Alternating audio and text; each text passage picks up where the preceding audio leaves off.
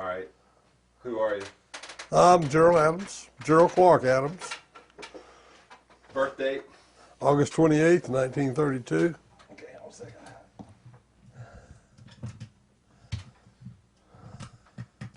Okay. And where exactly were you born? I was born in Rowan County, North Carolina.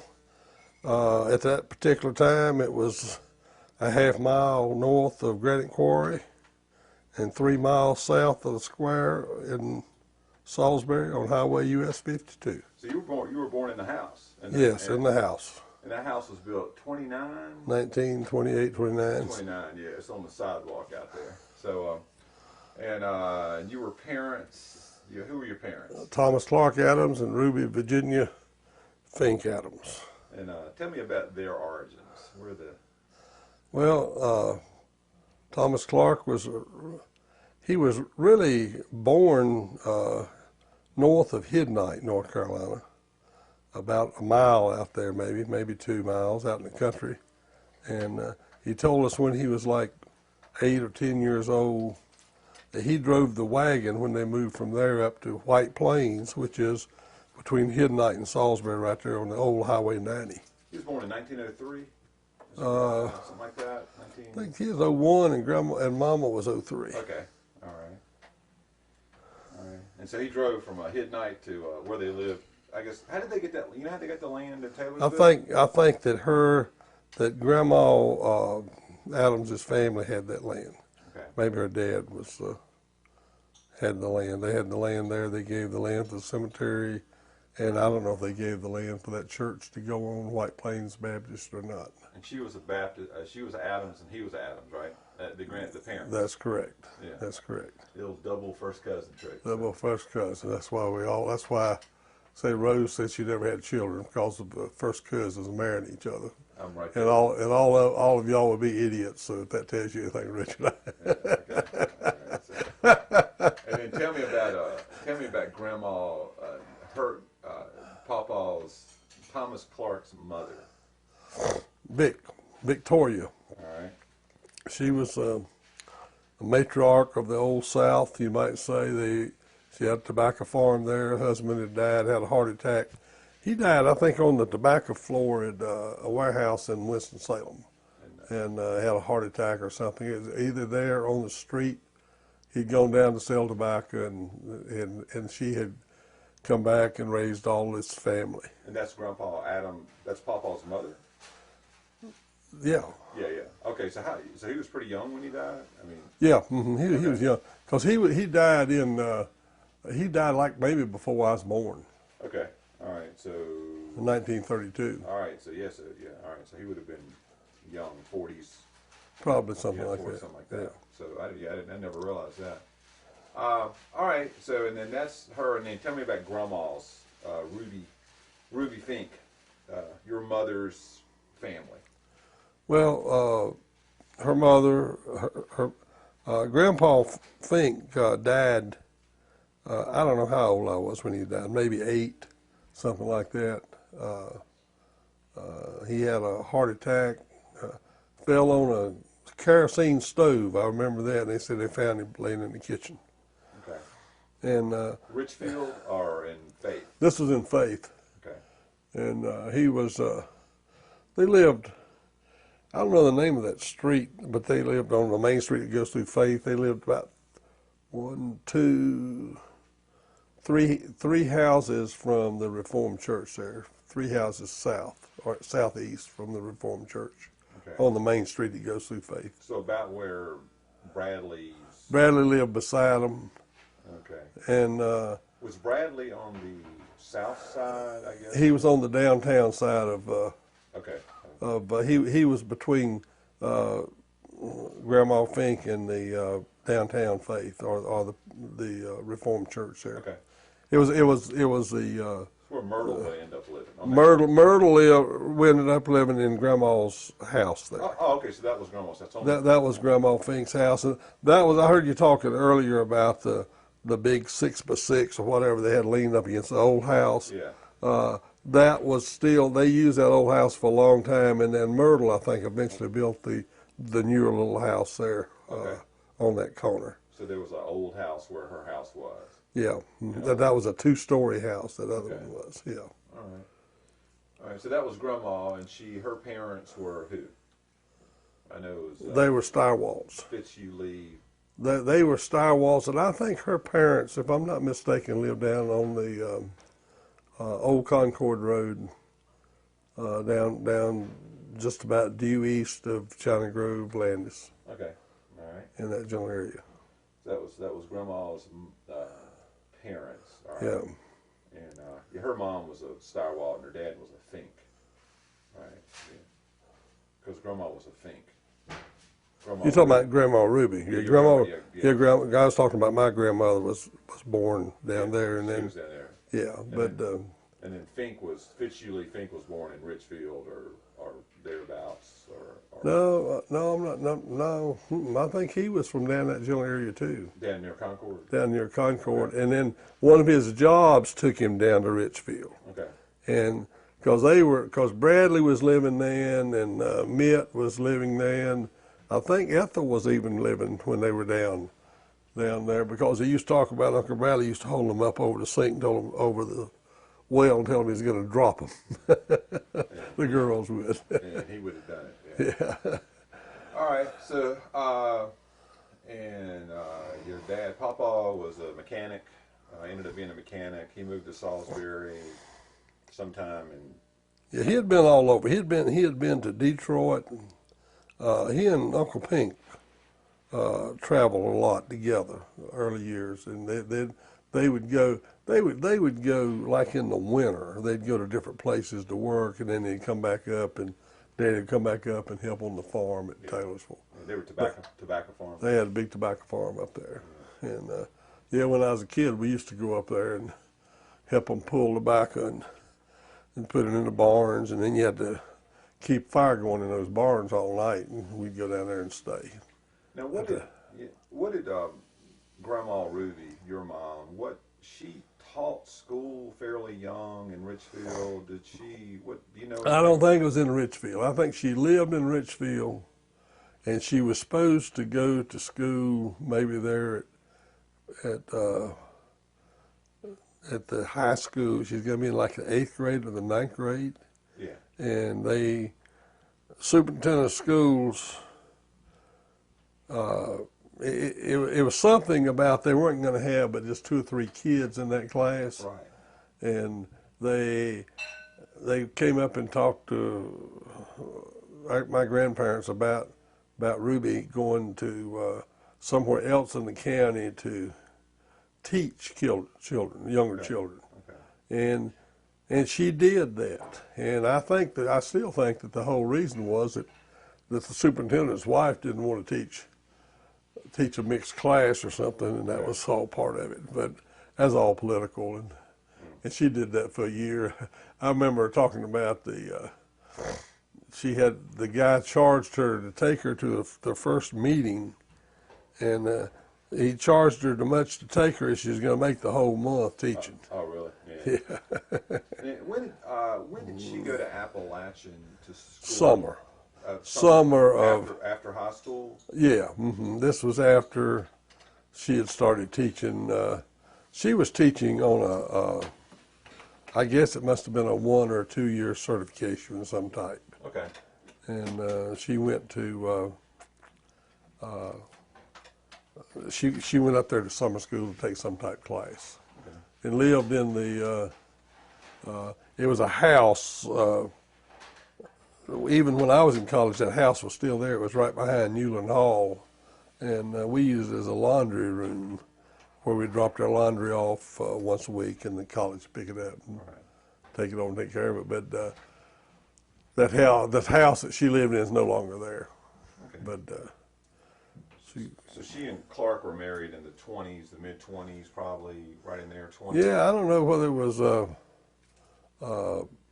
well, they got married in 26, 27, Okay. something like that. So they'd have been in their mid-20s-ish. Probably. Like that, yeah. Yeah. All right. And then you were born in 30. 1932, about 2 o'clock in the morning, August 28th. All right. What is your first memory? You remember your first memory? What is it? No, I have no idea. Do you Probably something happened yesterday, and I Yeah. couldn't remember that now Yeah. in my Okay. stage life. So, just do you remember being 5 years old, 6 years old? Oh, I remember different things. I remember Bill Fisher, the boy next door. He came to somebody's birthday at their house, and he had a billy goat in a little buggy wagon type thing Right. he pulled behind it. I remember that growing up. I remember us when I was about 8, probably getting on the front bank there at the house smoking tobacco. What they call it, corn silks. Okay. And we figured on the bank nobody could see us, but every car that drove by saw us, the three of us down there. And I think I was probably about 8, and Perry was 10, Rose was 12. When did y'all get a phone and radio? When Probably in the 40s. you didn't have a phone. We were number 246. That was our telephone number. That was a long and 2 shorts Okay. on a party line, and we had the phone that went on the wall, and the Fishers, George Fishers, the Thomases, the Sillimans, and us, and I don't know who the other two families were on that line. Okay. Could have been Thomases, but since they were right in that general area, but it's like an 8 party line. I remember that, and the Miss Silliman and Miss Fisher were sisters, and of course they loved to talk on the phone to each Talk other. all the time, yeah. Yeah. And what about radio? You remember when the radio? Well, the Briar Hoppers. Used to listen to the Briar Hoppers would come on WBT Charlotte. What's a briar hopper? That was country music, Okay. live country music. Come on, Right. it would come on at I think 4:30. The Lone Ranger came on at 5 o'clock. Listen to Lone Ranger. Oh yeah, how you sell roll away? Kimasabi. Yeah. But anyway, that was some of the stuff I remembered on about radio was they had those programs that would come on. I used to go to the theater, go to the show. You had three theaters in Salisbury.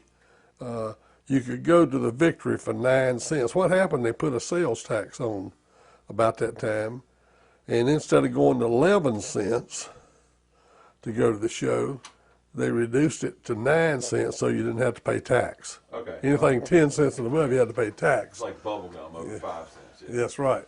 Yeah. And they had that situation. But you go there for 9 cents, and you go to the State Theater for 15 cents. Now the State Theater is where they had the stage shows, and like every Thursday,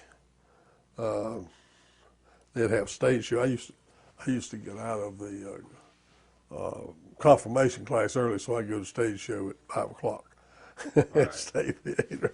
And then you could, if you wanted to go to a Randolph Scott movie or a higher class movie, you go to Capitol. That was they had that plus all your Bob Hope movies and Bing Crosby's and stuff like that. They all played at the Capitol So Theater. this is when you were 11 to 13, 10 to 13, Yeah. 10 to 14. Mm-hmm. Yeah. Where did you get your money? Mowing grass and stuff Mowing like grass, so you'd make money. that. Yeah, when What did you get to mow somebody's yard? I think I got $1.25 maybe to mow, but when I first started it, you get 25, 50 cents Yeah. mow somebody's yard. Yeah, So you mow somebody's yard and you go to the movie. yeah. What was the batch of, did you get popcorn and stuff, or did you get Oh, you get popcorn, yeah, for a dime, for a dime? Okay. and everything was in it was about a nickel or a dime. Okay. You might have nickel candy. All right. So you did that, and you started school when you were 6, I guess, at Granite Quarry Elementary School. That's correct.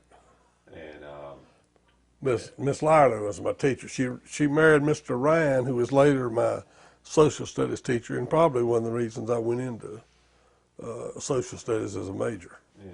And did you early on, and did anything you liked early, like in say first grade through 7th grade? Any subjects? I always liked history and geography, Okay. All right. especially the West. The West, yeah. And did you get? I know you went to Montana a lot, starting, I guess, 14 or so. Was that the first time you went to Montana when you were how old? 14? I was in the ninth, I guess I was in about the ninth grade, Yeah. 10th grade, maybe 10th grade. I kept Mike the summer before. I think that must have been, because let's see, Doris graduated from high school in 48. All right. She and Perry graduated the same year. And when she graduated from high school, she and I went to Montana together. She had come back. Edith, my aunt, had moved to Montana with the three girls. So you were 16. 16. You were like a sophomore in high school. Well, I was 15. I just turned 16 that year. Okay. Yeah, I was going to be a sophomore that next year. Okay. And my first trip. And took the train from Hickory. And Doris and I went over. We had our tickets and went over and we showed the tickets to the guy. And there's another lady from up at Granite Falls was going out there to get married that Doris knew. Mm-hmm. And so when she came in, she had different tickets than we did. And we had sent them, our people in Montana, a telegram saying we would be there on a certain day at a certain time, 10 o'clock at night. And about 4 days later, and she had this ticket that was going to put her there, get there a day earlier than we were. And so we talked to the guy there at the ticket office, and he said, "Oh yeah, I can change y'all." And these were streamliners, what they call streamliner. That was your best train. That'd be like Amtrak today. Okay. And when we got to Cincinnati, we got on a streamliner, and we got to Cincinnati like 7 o'clock in the morning. And by 1 o'clock, we were in Chicago. Okay. And by 3 o'clock, we were leaving Chicago, going to St. Paul, Minneapolis, straight out to Montana. We went through I remember stopping in Miles City, Montana. And they had like little trailers out there that they had food in. You could buy food and stuff like that. Where did the train end? In Butte or in? I think went all the way to Seattle. That one did. Yeah, and where would you have gotten? We got off that train in Butte, and we went and got on a different railroad altogether down to Lima. Oh, so the train went down what's Interstate 15 now, I guess. That's correct. Yeah, it went right beside. Still goes down through there. Still followed down there. So you took the train literally right to them. So Yeah. They came from the road. And then it was 21 miles out of dirt road from there to the ranch at that time. So they had some kind of old truck or something. I guess they picked you up in it. Oh yeah, he had to pick up. Yeah. And so that's when you were. So you went to school 6. You went to elementary school. You were watching cowboy movies.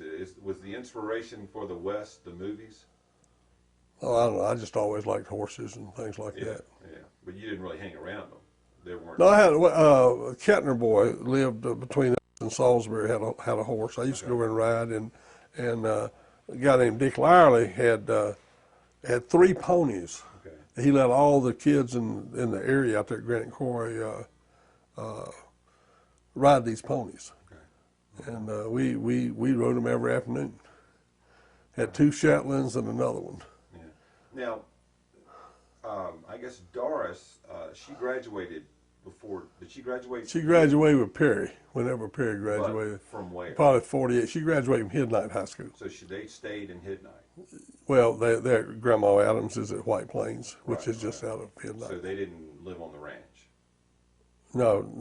They didn't buy that ranch till like 1946, something like that. All right. Yeah. All right. See, and then that's when they went out there, and Doris and Edith and Rachel and Kay, in the winter they lived in Dillon in town. Right.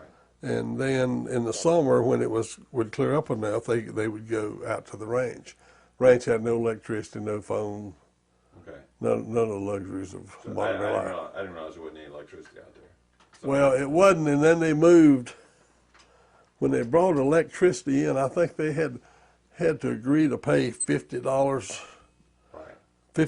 a month minimum Right. for so many years, and that would be like $500 a month now. Right. Whatever for electricicity. Yeah. To run a bunch of telephone poles out. Yeah. Out through the city. And of course, see, one neighbor, Gus, who lived down near the dam there on the Red Rock River Creek, was I think he was 3 miles, and then it was 5 miles to the next neighbor over to Jack Thomas's. Okay. Now, did Pink kind of take you under his wing when you went out there? I mean, now that you look back, and did you just go out there? I mean, start working on the ranch? Did he put you to work? Were you just riding horses? What were you doing? I did a little bit of everything. I mean, when you're on a ranch, you do all kinds of things, and we'd do things like we'd go out and build fence and repair fence. You got a lot of snow slides out there that would just break a fence down. Right. And our first year, well, that was one of our first jobs was to do that. And who do you have you working with? One of the ranch hands? Or? Well, usually him, and maybe it might be another guy out there with us. Yeah. And sometimes, like we would go after I'd been there several summers, we would go over to the homestead, which was across the valley, over on the Monada side of the Red Rock River there, and we would fence that homestead in. That was 640 acres, a mile this way, a mile that way, a mile and a mile back, and you had to go in and repair all those fences. And they finally quit doing that and just said, we will put X amount of livestock on this range, and he and then the ranchers around him would they would agree for each other's stock to move across there. And that's right up on the Continental Divide. Right. So you were so you did that when you were 14, 15? 15. I was 16 that summer. How many summers did you go to Montana? Oh Lord, I was trying to think about that the other day. I went that summer and the next summer, and then I didn't go a summer, and then I went about three more in a row. So I was still going out there when I was in college. Right. So you'd get off from college in May and go and stay. How long? Used to come back 1st of August. So you'd stay all summer? Yeah. I mean, you'd stay. You got to come back in time for football to start or whatever I had to do to start. Mid-May to August. You know? Yeah. And did you just, you didn't make any money out there. You just pretty much lived for free. And lived for free, and he'd give me stuff. He gave me a horse. Okay. I'd been there maybe 3 weeks first year. He told me, he said, you come back next summer and I'll give you a horse. And I said, which one are you going to give me? And he said, well, there's 40 of them down there. You go down there and pick out the one you want. All right. And then I picked out Cap, and I told him I knew which one I wanted. White blaze face and 3 stocking feet. All right. And he said, that's good. Now all you got to do is break him. So that was a lot of fun. Where'd you get your cowboy boots and your hats? I got my cowboy boots, first pair of cowboy boots I got out there in Dillon, and I think maybe and my cap, first cowboy hat I got out there, because I think Edith bought those for me when I first went out there. All right. And so that was 6 summers, probably 5, 6 summers. Yeah. So after your freshman year, your sophomore year, your senior year. So the summer between when you went to App, you went out there, and then. Well, I went summer in there. I worked for when I was in college. 2 summers when I was in college, I worked for. One summer I worked for the VA hospital in Salisbury when they were building that, and then one summer I worked for Mr. Ray Caldwell. Okay. Ray Everett's daddy was a building contractor, and we built the Mr. Peeler, who was the owner of Sherwine Bottling at that time. Okay. We built his house out there on the city lake at Salisbury. That was one of our jobs. What now who were your friends when you were a kid? Oh, we had a lot of friends. Fisher boys up this. As we went younger, the Fisher boys up the street. There's another Bill Fisher lived beside us towards Granite Quarry. A guy named John Walser lived across the street from him. Okay. And then Ray Edward Caldwell was a real good friend of mine. Later, from the 2nd, 3rd grade on up. Okay. And then when I got in high school and college, Ray Edward, Greg Harrison, what did Bob Shaver, and what did those guys end up doing? Well, Ray Edward ended up dying. He had his whole family has had a history of. I mean, he died young. Well, he's probably in his 40s. But what did he do up till that point? He had take over the business? He worked with his dad. He worked with his dad in the construction business. Yeah. What did the Fishers do? Fishers, I think they were both like. I don't, Kenneth might have been a CPA, but I'm not sure if he's a CPA or just a kid. They both went to Catawba and got into the financial end of it, bookkeeping, accounting type things. And who else was there? Well, Robert Bruce. Robert Bruce was a principal. Ended up down in Winter Park, Florida. Where did he go to school? He went to Catawba. He and Bob Shaver. Bob Shaver was another pencil pusher with accounting, and when he and Bob Bruce joined the Army at the same time, Okay. and they sent Bob to Chattanooga to look over government purchasing of government clothing, Army clothing and whatever. Right. And he stayed there after the war was over. He stayed there and did real well there. He worked for Kennedy Company. Yeah. And lived in Cleveland, Tennessee. All right. And so when did the football bug hit you, man? What's the? Well, I'd had it a long time, but I went up.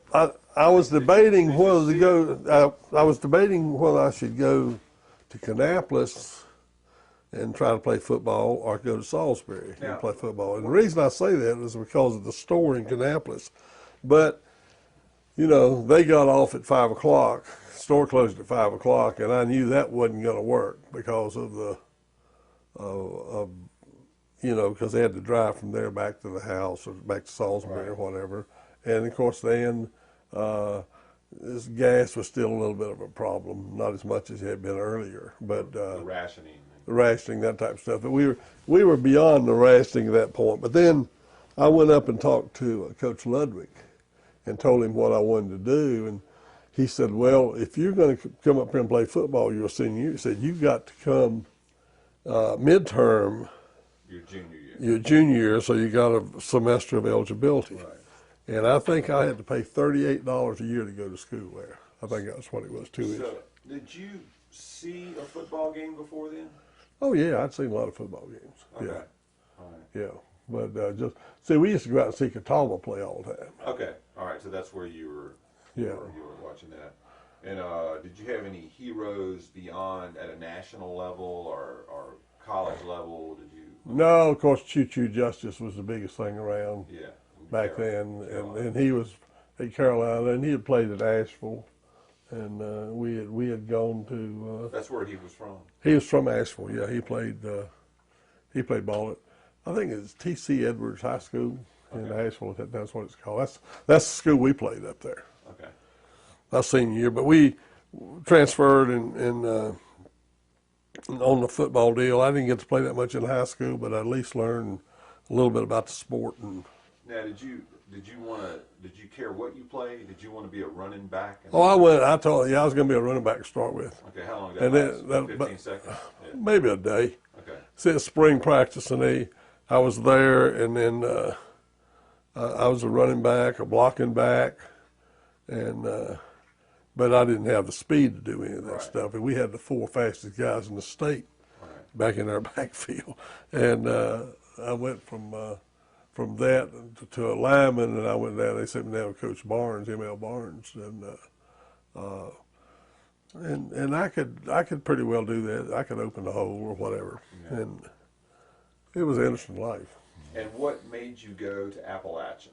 What happened? What did Coach Barnes told me. He said I was talking about going to Catawba, going to Appalachian. I didn't know where to go, and he said, with your size, which I wasn't that big, I was 188 pounds. Right. Said you might want to go to Appalachian because you might get an opportunity to play more there. Right. And that's so I took his advice and went, and Anybody it else, was cheaper. Anybody else go with you? No. I got up there. I didn't football wise or what. I didn't know anybody. I had met Tal Harmon at the Granite Lake that summer, and he and a boy named Claude Sebastian, who Claude didn't play that much football in Appalachian though, but I had met them. They had both played high school ball at Spencer, and I had met them down at the lake and talked to them a little bit about it. And but it was just, that looked like my best shot, so I tried it. And when you went to Appalachian, did who paid? Did Grandma and Papa pay for you to go to school? Oh yeah, yeah, Because they were all into you going to college. yeah. And was that kind of assumed early on that you'd go to college? Yeah, pretty much. Yeah. Okay. If that's what I wanted to do, I went to Boone the same time Perry went in the Air Force. So go get a trade or go to school or something.